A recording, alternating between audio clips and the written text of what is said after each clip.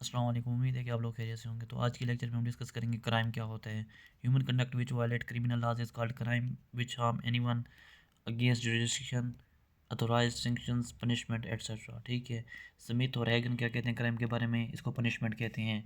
N intellectual act और omission that violates criminal statutory law. ठीक है, इसे भी हम क्राइम कहते हैं। It is a public wrong as distinguish from private wrong. ID card जैसे हमारे पास होता है ना, ये एग्रीमेंट होता है स्टेट और पर्सन के दरमियान। ठीक है। 1973 की आर्टिकल जो है ना 8 के सब आर्टिकल जो सब क्लास होती है ना उसकी 28 के तहत जो फंडा नहीं 1973 के आर्टिकल 8 से 28 तक जो है ना जो फंडामेंटल राइट्स हैं। अब जो हमारे पास SHO होता है ना वो किसे कहते हैं? स्टेशन हाउस ऑफिसर को। State versus doctor Khan. तो ये हमारे पास एक केस था जो ग्रेड 21 का ऑफिसर था, शाह खावर वगैरह एडवोकेट थे। ये केस था एक जो हमारे पास पिका जो है ना उसके ऊपर 20, 21 और 24 इसके अंदर है ना इंक्लूड है। इसको क्या कहते हैं? Crime must be declared by law. एडवेंस उधर जो लैंड है ना वो क्या कहते हैं? Criminal law is defined as conventional as a body of specific rules which apply uniformly to all members of which the rule refers। तो ये एडवेंस अदर की तरफ से है क्रिमिनल लॉ की डेफिनेशन। ठीक है, जो कि क्रिमिनोलॉजिस्ट हैं।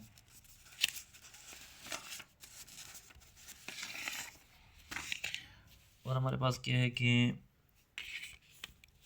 मुआशरे जुर्म को कैसे डिक्लेयर करते हैं? Views of criminology regarding crime. ठीक है, हमारे पास एक कन्फ्लिक्ट व्यू है, एक कंसेंसस व्यू है और दूसरा हमारे पास क्या है? इंट्रैक्शन व्यू है। ठीक है, तो हम सबसे पहले कन्फ्लिक्ट व्यू देते हैं। This view upholds that crime can not be completely averted in any society. It further holds that crime are generally good according to them.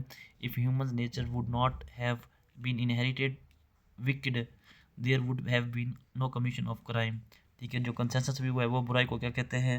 वो कहते हैं कि बुराई बढ़ेगी अगर लॉ जो है ना जितनी बुराई बढ़ेगी उतना लॉ सख्त होगा। मतलब सर्टेन थिंग्स क्रिमिनलाइज होंगी not in other countries. The consensus view highlights the importance of societal norms and values.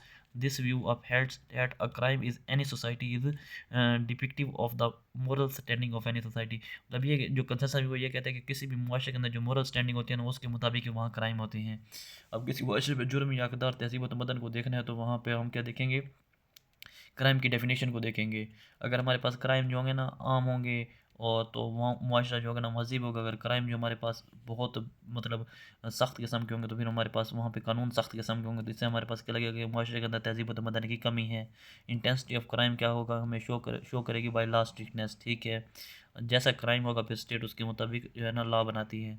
अब स्टेट जो है ना अगर रिलेक्टेंट होती है कि इंटेंसिफाई कानून करने के लिए तो वो यही होती है कि वो अपने जो है ना मुआशरे को महज़ब दिखाने के लिए। अब जैसे हमारे पास अफ़गान मॉरल वैल्यूज़ हैं तो ये इस तरह की हम क्या कहते हैं? कंसेंसस व्यू कहते हैं। और जो हमारे पास तीसरा है वो क्या होता है? Interaction view. वो हमारे पास क्या होता है कि जो पब्लिक क्राइम है ना उसको लोग क्राइम को समझने के लिए लोग क्या देखते हैं? पब्लिक के क्राइम्स देखते हैं, पब्लिक ओपिनियन देखते हैं। Based on the symbolic interaction theory of George Herbert Mead reflects that crime is the product of social interactions ongoing in any society. When people interact, socialize and met with each other, they discuss their ongoing social quagmires and ultimately strive to find a solution for that। हमारे पास जैसे marital rape वगैरह है, ये crime है US के अंदर, पर ये पाकिस्तान और इंडिया और साउथ एशिया के अंदर क्राइम नहीं है। People meet together and discuss, मतलब लोग आपस में मिलते हैं इंट्रैक्शन व्यू के अंदर, वो चीज़ों को डिस्कस करते हैं। वो जिसको वो क्रिमिनलाइज करते हैं वो पब्लिक ओपिनियन की बेस पे होती है, उसको हम क्या कहते हैं? इंट्रैक्शन व्यू कहते हैं। फिर हमारे पास क्या होता है? अब क्रिटिक क्या है इसकी? जो हमारे पास क्लाइमेट एक्टिविस्ट हो गए वो इन्वायरमेंटल लॉस को ड्यू टू हाइड्रोकार्बन्स और इसको वो रेवेन्यू जनरेट करने का नहीं कहते बल्कि वो इसको क्या कहते हैं कि ये हमारे पास एक क्राइम है। जो इन्वायरमेंटल एक्टिविस्ट हैं हमारे पास अब ये क्या होता है कि ये रिफ्लेक्ट करते हैं opinion and preferences of the people. अब जो क्राइम होता है ना वो हमारे पास लोगों के जो है ना प्रेफरेंसेस और मतलब उनकी ओपिनियन को रिफ्लेक्ट करते हैं। जैसे अल्कोहल कंजम्पशन है वो यूएस के अंदर क्राइम नहीं है। जो मैरिजुआना है वो क्राइम है यूएस के अंदर, क्योंकि जो मेरे क्राइम इन यूएस है। ठीक है, इससे हम क्या कहते हैं? ये इंट्रैक्शन भी वो द पीपल है। लोग आपस में मिल बैठ कर बैठते हैं और उस बात को बुरा जानते हैं, तो इस वजह से हमको क्या कहते हैं कि ये एक क्राइम है। हमारे पास क्या होती है? क्राइम जो होता है ना रिलेटिव इन टाइम होता है और रिलेटिव इन सोसाइटी होता है। ये हम पीछे डिस्कस कर चुके हैं लास्ट लेक्चर के अंदर। हमारे पास फिर क्या होता है elements of crimes. Elements of crimes के अंदर हमारे पास क्या आ जाता है एक्टस सीरियस आ जाता है। एक्टस सीरियस क्या होता है कि कोई रॉन्गफुल एक्ट होता है ना डिसाइडेड बाय द लेजिस्लेचर, ठीक है। और जो हमारे पास मेनरी होता है ना वो हमारे पास क्या होता है गिल्टी माइंडेड, यानी क्राइम बना देता है, मतलब गलत नियत के साथ अगर क्राइम करना तो उसे हम क्या कहते हैं मेंजरी। हमारे पास सेक्शन 295C क्या कहता है कि misuse is bad, law is not bad, abuse of law is bad, ठीक है। हमारे पास कंसेंसस व्यू क्या कहता है people are more concern about the holy prophet सल्लल्लाहु अलैहि वसल्लम। इंट्रैक्शन व्यू क्या कहते हैं लोग जमा हुए तो लॉ बना दिया, ठीक है। हमारे पास अब क्या क्या जो हमारे पास जो है ना PEC है ना इसका 2021 और 24 जो एक्ट है ना वो क्या कहते हैं हमारे पास क्राइम को क्या करता है एक्सप्लिसिट जो है ना एक्सप्लिसिट पिक्चर्स जो है ना उनको भी क्या करता है क्राइम साबित करते हैं। मतलब अगर आप किसी की एक्सप्लिसिट पिक्चर्स को अपलोड करते हैं तो वो भी उसको अगर बुरी लगती हैं तो ये आपके खिलाफ मतलब PECA कानून के तहत जो है ना पैका कानून के तहत आपके खिलाफ जो है ना कार्रवाई कर सकते हैं। नंबर 3 क्या होती है लीगलिटी इन लॉ, मतलब लॉ के अंदर किसी भी चीज़ को कैसे देखा जा सकता है। डिफ़ाइन क्या करेगा गलत का यहाँ पे डिफ़ाइन किए जाते हैं लीगलिटी इन लॉ के अंदर, ठीक है कि अगर कोई चीज़ गलत है तो उसको फिर यहाँ पे डिफ़ाइन किया जा सकता है। फिर हमारे पास क्या है कि हमारे पास अगर हम किसी को हम लॉस वगैरह करते हैं अगर ये रिटर्न इन लॉ है तो इसको किसी को अगर हम नुकसान पहुंचाए अगर वो लॉ के अंदर रिटर्न नहीं है तो फिर हम उसको प्रूव नहीं कर सकते। अगर वो लॉ के अंदर रिटर्न है तो फिर हम उसको प्रूव कर सकते हैं और फिर उसके ऊपर पेनल्टी है। पेनल्टी क्या होती है ये क्राइम के खिलाफ होती है। If there is no punishment तो it is not a crime. अगर लॉ के अंदर पनिशमेंट होगी तो वो क्राइम होगा, अगर लॉ के अंदर उसके लिए कोई पनिशमेंट नहीं है तो वो फिर क्राइम कंसिडर नहीं किया जाता। हमारे पास क्या होती है वॉलंटरली फिजिकल बॉडीली मूवमेंट। ये क्या थी कि हमारे पास mental thoughts that cause the particular movements every crime must consist of it, ठीक है। हमारे पास अब क्या है कि टुडे हमारे पास जो है ना इमेजिनेशन इज़ टुमारो रियलिटी, ये एक ऐसे के अंदर भी आ चुके हैं, ठीक है। Crime as a social problem कैसे है कि हमारे पास हार्टन और लेथल क्या कहते हैं कि people perceive it wrong and try to correct it, तो इसे हम क्या कहते हैं crime as a social problem के लोग उसको खुद ही सही करने की कोशिश करते हैं हार्टन और लेथल के मुताबिक। अब करेक्टरिस्टिक्स ऑफ सोशल प्रॉब्लम क्या है हमारे पास वो अफेक्ट करती है large section of the society को, जनरली जो है ना इसको हम हार्मफुल कहते हैं सोसाइटी के लिए। People become fed up with it and discuss it solution, तो इससे हम क्या कहते हैं crime as a social problem.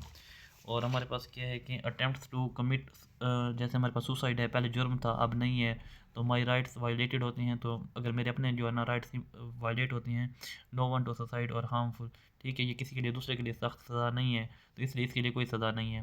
मगर अगर मैं अपने आप को सुसाइड करता हूँ तो मेरे अपने राइट्स वायलेट होते हैं तो मैं किसी और को तो नहीं करता, इसलिए इसको सज़ा नहीं डिक्लेयर किया गया।